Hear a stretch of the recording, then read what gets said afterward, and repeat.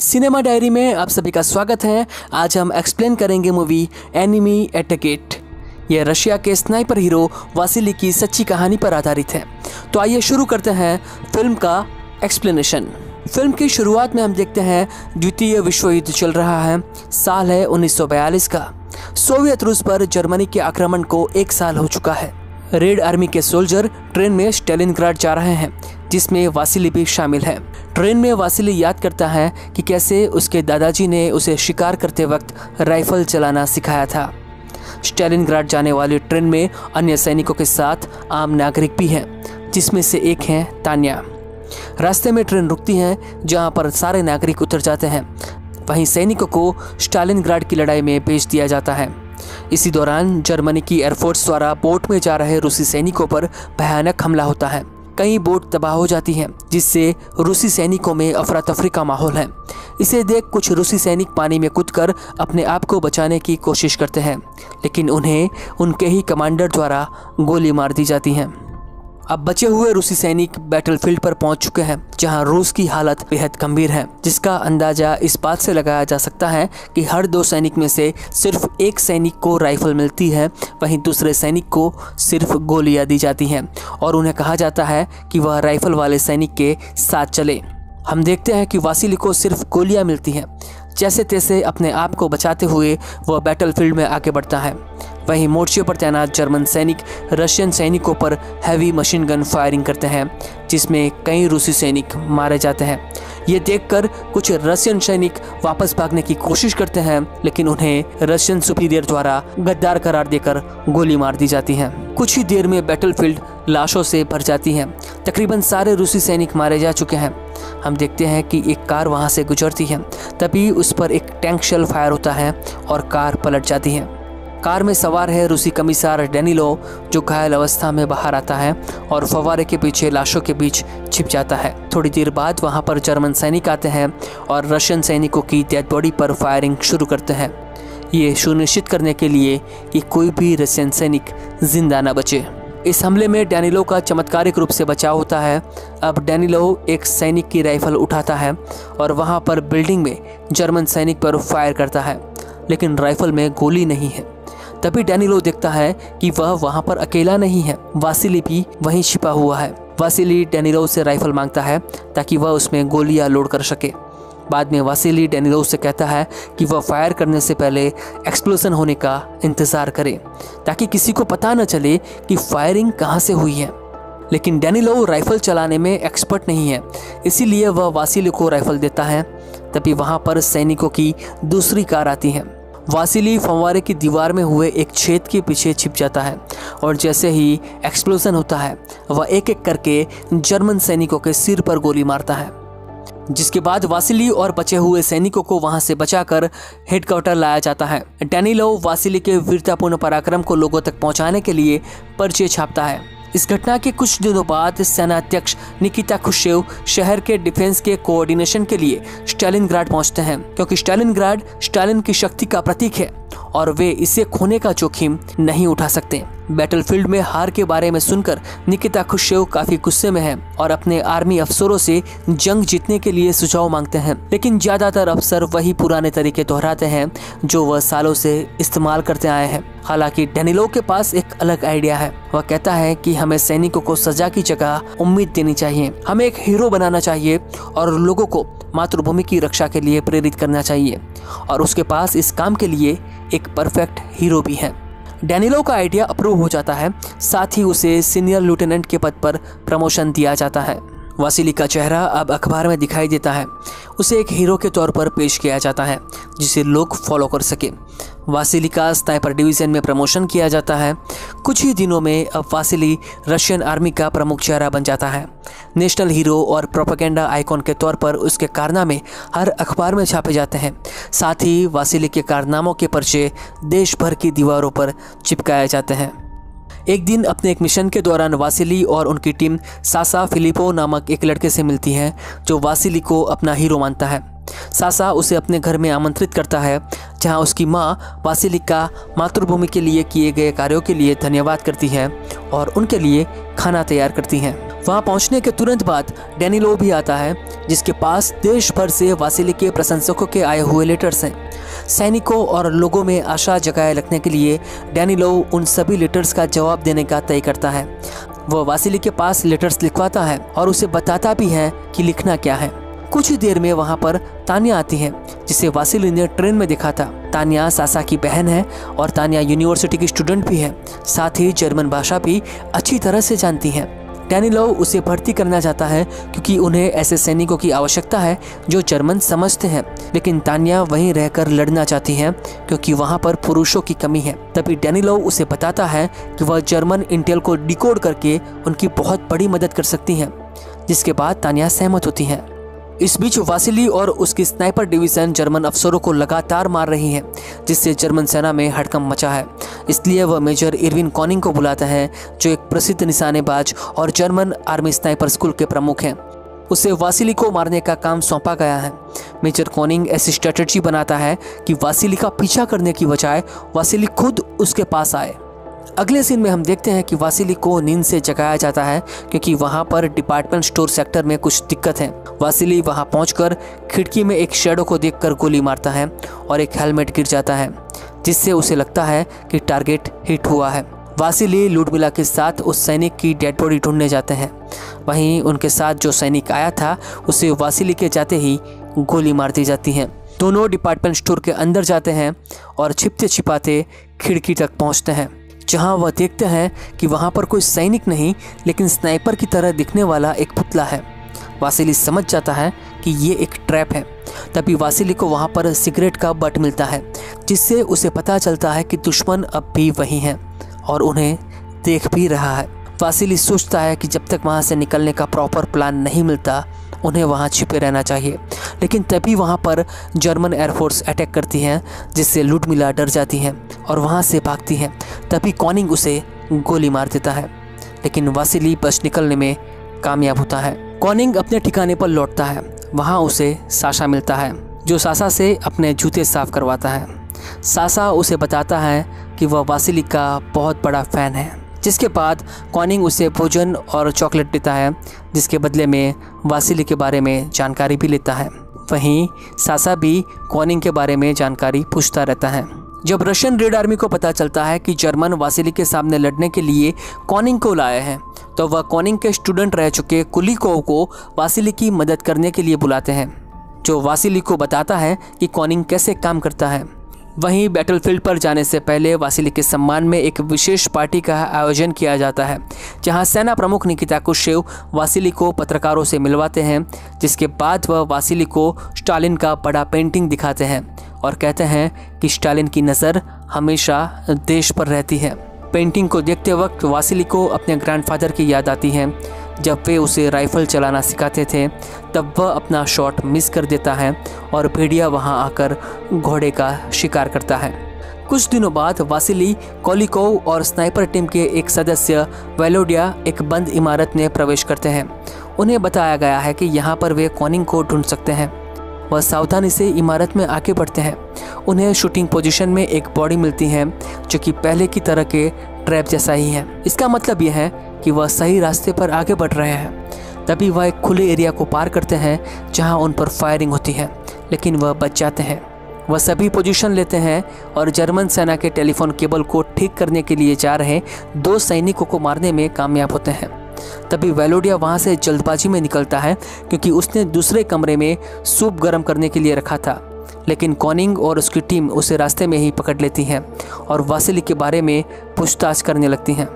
कॉनिंग को पता है कि वेलोडिया वासिली के बारे में कुछ भी नहीं बताएगा, इसलिए वह उसे जर्मन सेना के कपड़े पहनाकर टेलीफोन केबल ठीक करने के लिए भेजते हैं। इस तरफ वासिली और कुलिकोव को मालूम नहीं है कि वह कौन है। कुलिकोव उस पर फायर करता है और अपने ही साथी को मार देता है, जिसके बाद कुलिकोव दुश्मन की लोकेशन जानने के लिए खिड़की पर हेलमेट ऊपर करता है ताकि कॉनिंग फायर करके अपनी लोकेशन रिवील कर दे। लेकिन कॉनिंग इस ट्रैप में नहीं फंसता, वह फायर नहीं करता। इसलिए वासिली और कुलिकोव तय करते हैं कि वह अपना लोकेशन चेंज करेंगे। उन्हें इमारत के खुले हिस्से से जाना है।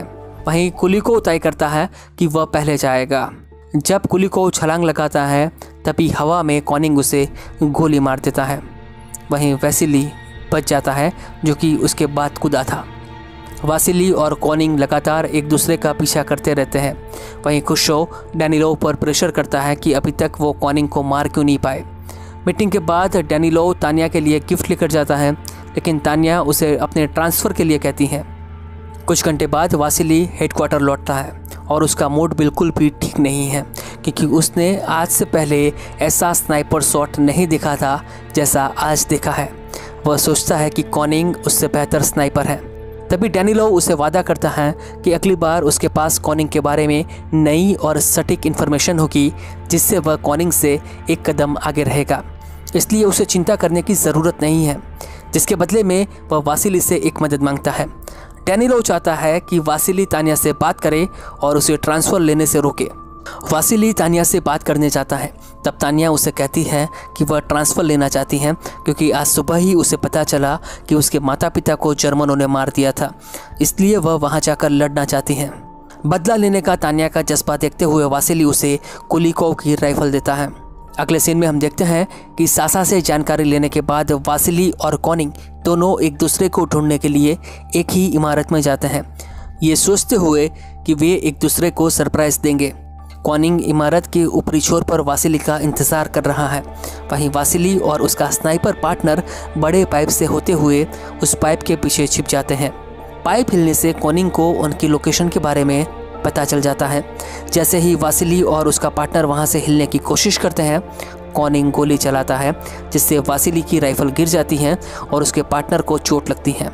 वासिली अपने पार्टनर को वापस हेडक्वार्टर भेज देता है क्योंकि वह उसके लिए कुछ भी नहीं कर सकता। वहीं वासिली अपने चाकू से रस्सी बांधकर अपनी राइफल को अपनी ओर खींचने की कोशिश करता है।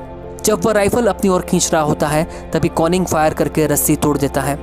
अब हम देखते हैं कि जर्मन एयरफोर्स के कुछ प्लेन वहां पर बम गिराते हैं, जिससे इमारत के कांच टूटकर वासिली के नज़दीक गिरते हैं, जिस कांच में कॉनिंग को वासिली का फेस क्लियर दिख रहा होता है। वहीं हेडक्वार्टर में हम देखते हैं कि डैनिलोव तान्या को मनाने की कोशिश करता है कि वह लड़ने न जाए और कहता है कि उसकी यहाँ पर ज़रूरत है। तभी वहाँ पर वासिली का साथी स्नाइपर आता है और कहता है कि उनके साथ क्या हुआ। यह सुनकर तान्या उसी पाइप से होते हुए वासिली की मदद करने के लिए जाती हैं। वासिली उसे देखता है और कहता है कि वह उस स्थिति में रहे और उसके कहे मुताबिक करे। जिस तरह कॉनिंग उसे कांच में देख रहा है, वासिली भी कॉनिंग को एक कांच के टुकड़े में देख रहा होता है और उसका लोकेशन जानता भी है। अब वासिली तान्या को कांच का एक टुकड़ा पकड़ने के लिए कहता है, जब तक वह कॉनिंग के चेहरे पर प्रकाश रिफ्लेक्ट करके उसे कुछ सेकंड के लिए अंधा न कर दे। जैसे ही कॉनिंग के चेहरे पर प्रकाश रिफ्लेक्ट होता है, वासिली अपनी राइफल उठाकर कॉनिंग पर फायर करता है। कॉनिंग का नसीब अच्छा था कि वह बच गया और गोली उसके हाथ पर लगी। जिसके बाद वासिली और तान्या मुख्यालय लौटते हैं और वहां बाकी सैनिकों के साथ जीवित होने का जश्न मनाते हैं। अगली सुबह वासिली डैनिलोव से कहता है कि वह उसके बारे में लिखना बंद कर दे, क्योंकि वह इस भार को अब ज़्यादा नहीं उठा सकता। वह एक रेगुलर सोल्जर की तरह लड़ना चाहता है, लेकिन डैनिलोव इनकार कर देता है और साशा को बुलाता है, जो वासिली से कहता है कि उसे कॉनिंग से इन्फॉर्मेशन लाने के लिए कितना गर्व है। साशा उम्मीद के साथ वासिली के सामने देखता है और वासिली ना नहीं कह सकता। वह साशा को उसके क्षेत्र में गाइडेंस करने की अनुमति देता है, जहां कॉनिंग उसका इंतज़ार कर रहा होगा। अगले सीन में हम देखते हैं कि बैटलफील्ड में हर जगह सिर्फ लाशें ही लाशें हैं। वासिली उन लाशों के बीच छिप जाता है और कॉनिंग के आने का इंतज़ार करता है, लेकिन बहुत देर हो चुकी है। वहाँ इंतज़ार करने में इतना समय बीतता है कि वासिली की आंख लग जाती है। वहीं कॉनिंग अपनी जगह से वासिली को देख लेता है और जब उसे गोली मारने ही वाला होता है, तभी वहाँ पर एक जर्मन सैनिक को देखता है जो डेड बॉडी के पास से सामान चुरा रहा है। वह वासिली की बॉडी को भी हिलाता है जैसे कि वह मर गया हो और आसानी से उसका सामान चुरा लेता है। जर्मन आर्मी इस सैनिक को पकड़ लेती है और उन्हें पता चलता है कि उस सैनिक ने वासिली की आईडी चुराई है, जिससे जर्मन सोचते हैं कि वासिली मर चुका है। कॉनिंग इस बात से सहमत नहीं होता, लेकिन वह और कुछ कर भी नहीं सकता क्योंकि उसे बर्खास्त कर दिया गया है। वहीं घर जाने से इनकार करते हुए कॉनिंग साशा से बात करता है, क्योंकि उससे साशा पर पहले से ही शक था। कॉनिंग साशा को बताता है कि उसका अगला लोकेशन क्या होगा। वहीं रूसी हेडक्वार्टर में खुशियों को पता चलता है कि जर्मन वासिली की मौत की खबर फैला रहे हैं और वह डैनिलोव पर काफ़ी गुस्सा करता है। खुशियों को परवाह नहीं है कि ये सच है या नहीं। वह चाहता है कि डैनिलो अपना लिखना जारी रखे और जनता को ये समझाए रखे कि सब कुछ ठीक चल रहा है। अगले सीन में हम देखते हैं कि डैनिलो तान्या से उसके घर जाने के बारे में बात करने की कोशिश करता है। तभी लाउडस्पीकर पर वासिली की मौत के बारे में घोषणा होती है। अब डैनिलो एक हीरो के रूप में वासिली की मृत्यु की घोषणा लिखने के लिए तैयार हो जाता है, लेकिन तभी वासिली वहां पर आ जाता है। वह बताता है कि कैसे वह सो गया था और उसने शॉट मिस कर दिया और बाद में उसे मारने की कोशिश कर रहे एक व्यक्ति से उसे छिपना पड़ा। इसके बाद डैनिलो वासिली का ट्रांसफर करने के लिए तैयार हो जाता है। फिर वासिली तान्या के बारे में पूछता है और सासा उसे बताता है कि कॉनिंग जिंदा है, इसलिए तान्या कॉनिंग को खोजने और बदला लेने के लिए स्टेशन गई हैं। डैनिलो और वासिली उसे बचाने के लिए स्टेशन की ओर भागते हैं। वहीं तान्या उन्हें मिल जाती हैं। तान्या और वासिली वहीं किस करते हैं। ये देखकर डैनिलो को काफ़ी जलन होती है। जलन के मारे जब डैनिलो हेडक्वार्टर लौटता है और वासिली की वीरता के बारे में अपनी रिपोर्ट लिखने के बजाय वह दुनिया को बताता है कि वासिली गद्दार बन चुका है। वहीं ये लोग इस हकीकत से अनजान हैं कि कॉनिंग ने उन्हें स्टेशन पर देख लिया है और वह जानता है कि सासा वासिली को जानकारी देता है, इसलिए वह वासिली को बुलाने के लिए सासा को पकड़कर एक पोल पर लटका देता है। सासा को पोल पर लटकता हुआ देख तान्या रोने लगती है और वह स्टेशन की ओर भागती है। तभी वासिली उसे कहता है कि कॉनिंग भी यही चाहता है, जिसके बाद वासिली और तान्या एक प्लान बनाते हैं। वासिली कॉनिंग के पीछे जाता है, वहीं तान्या डैनिलो के पास जाकर उससे एक मदद मांगती हैं। दोनों साथ में मिसिस फिलिपो से मिलने जाते हैं और डैनिलो ने स्पेशल पास बनाया होता है ताकि उन्हें देश से बाहर ले जाया सके, लेकिन मिसिस फिलिपो अपने बेटे सासा के बगैर कहीं भी जाने से इनकार करती हैं। तभी डैनिलो उन्हें सासा की मौत के बारे में बताने के बजाय कहता है कि वह जर्मनों के साथ जुड़ गया है। डैनिलो कहता है कि यदि मिसिस फिलिपो उनके साथ जाने को तैयार होती है तो वह सासा के लिए दोषी नहीं मानी जाएगी। जब वे नाव के पास जा रहे होते हैं तभी रास्ते में एक बम ब्लास्ट होता है जिसमें तान्या बुरी तरह से घायल हो जाती हैं। डैनिलो को लगता है कि तान्या मर गई और वह चला जाता है। वहीं फिलिपो हार नहीं मानती और तान्या को अपनी बेटी बताते हुए डॉक्टर को स्पेशल पास दिखाती हैं, जिससे उसे तान्या को साथ ले जाने की अनुमति मिलती है। वहीं कॉनिंग और वासिली अपने हाइड स्पॉट पर हैं और दोनों एक दूसरे की लोकेशन से अनजान हैं। तभी डैनिलो वासिली के पास आता है। तान्या मर चुकी है तो उसके पास जीने की कोई वजह नहीं है। वासिली के बारे में झूठ फैलाने के लिए डैनिलो को काफ़ी दुख होता है और इसलिए वह हाइडिंग स्पॉट से बाहर आता है ताकि कॉनिंग उसे मार सके और उससे कॉनिंग की पोजीशन का पता भी चल सके। कॉनिंग वासिली समझकर डैनिलो को गोली मार देता है। वासिली कोई रिएक्शन नहीं देता, इसलिए कॉनिंग सोचता है कि उसने वासिली को मार दिया है। वह वासिली की डेड बॉडी की जांच करने के लिए बाहर आता है। वहीं वासिली बीच रास्ते में उसका इंतजार कर रहा होता है। वासिली को देखकर कॉनिंग चौंक जाता है। वहीं वासिली की राइफल कॉनिंग की ओर होती है। कॉनिंग अपनी किस्मत स्वीकार लेता है और अपनी टोपी उतार देता है। तभी वासिली कॉनिंग को सिर में गोली मार देता है। कॉनिंग को मारने के बाद वासिली उसकी राइफल लेता है और उसे डैनिलो के शरीर के पास छोड़ देता है। 2 महीने बाद जर्मनों के आत्मसमर्पण के बाद वासिली को तान्या का लेटर मिलता है, जिसमें कहा गया है कि वह जीवित है और एक फील्ड अस्पताल में उसकी देखभाल की जा रही है। जिसके बाद वासिली पत्र में दिए गए पते पर जाता है, जहां आखिरी में दोनों खुशी से मिलते हैं और यह फिल्म समाप्त हो जाती है। तो दोस्तों, ये थी सच्ची घटना पर आधारित film Enemy at the Gate की कहानी। वीडियो पसंद आया हो तो वीडियो को लाइक और शेयर कीजिए, चैनल को सब्सक्राइब कीजिए।